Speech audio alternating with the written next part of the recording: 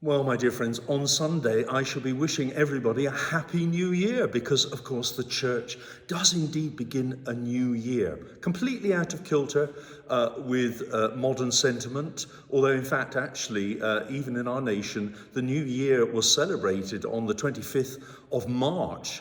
Until about 200 or 300 years ago. It was Lady Day that was the new year. But for the church, it's Advent Sunday. And we begin a new year, and on our Sunday Gospel readings, we listen to Luke, the beloved physician, who leads us on a wonderful journey. Just think of those wonderful narratives about the birth of John the Baptist and then of the Lord himself. And Luke writes his own gospel for the Lord in a completely different way to the other gospel writers and draws us in with all sorts of imagery. Well, we start off this Sunday with quite hair-raising imagery because we jump into Luke and we go to chapter 21 and just listen to a bit of this.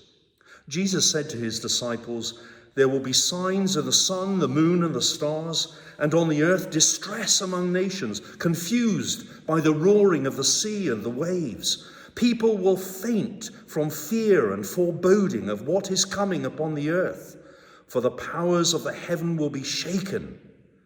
Then they will see the Son of Man coming in a cloud with power and great glory. Now, when these things begin to take place, stand up and raise your heads, because your redemption is drawing near." Well, my goodness me, that's enough to be going on with, isn't it? Jesus then starts to talk about a fig tree. And I guess the church, in a sense, has grappled with this sort of imagery since the gospel writers wrote it down. What does this apocalyptic writing mean? Well, I think that it's a call to all Christians to always live in expectation of the Lord's return.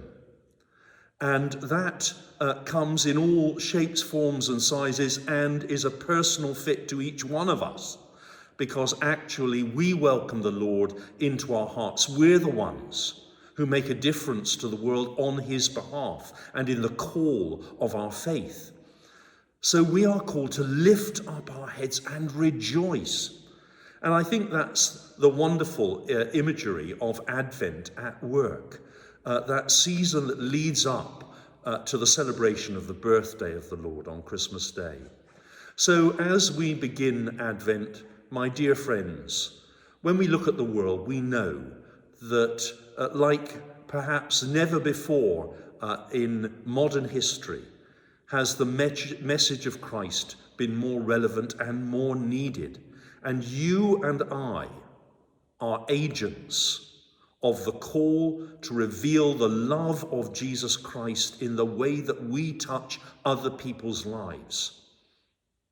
So, my dear friends, join me in bringing healing to the world in the way that we love the world. And the world will indeed be changed in a dramatic way.